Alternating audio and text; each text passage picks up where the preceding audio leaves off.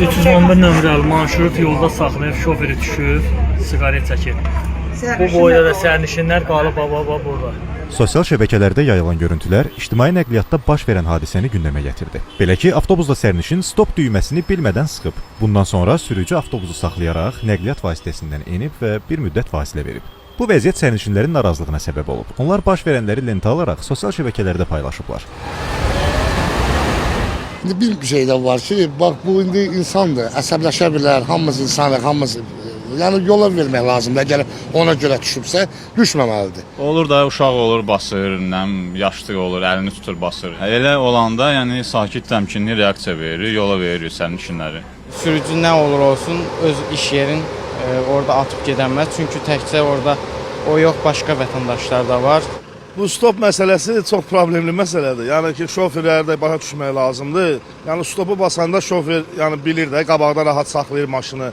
Çoxsu stopu düyməsini basmır. Yəni şoferə də yerli, yersiz suallar verirlər. Yəni ki, şofer ona görə əsəbləşir.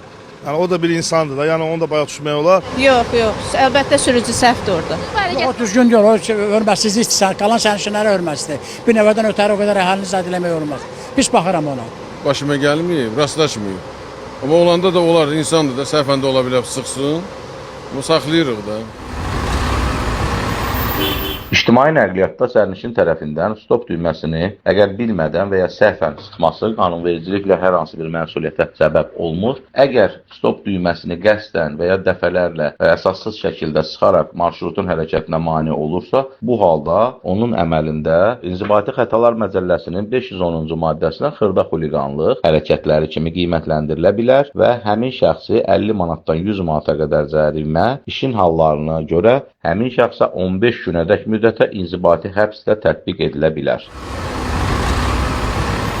Məsələ ilə bağlı Bakubas MMC-yə sorğu ünvanladıq. Bildirildi ki, istismarında olan 13 nömrəli müntəzəm marşrut xətti üzrə hərəkət edən avtobusların birində sürücü ilə sərnişin arasında baş vermiş insident tərəfimizdən araşdırılıb və sürücünün xidməti vəzifələrinin icrası zamanı pozuntuya yol verdiyi müəyyən olunub. Sürücünün izahatı alınıb və Azərbaycan Respublikasının Əmək Məcəlləsinin tələblərinə uyğun olaraq müvafiq tədbirlər görülüb. Bakubas MMC yaranmış narahatlığa görə sərnişinlərdən üzr istəyir. Gələcəkdə bu kimi halların təkrarlanmaması məqsədi ilə sürücülərin xidməti fəaliyyətinə nəzarətin və daxili intizam mexanizmlərinin təkmilləşdirilməsi istiqamətində müvafiq tədbirlər davam etdiriləcək.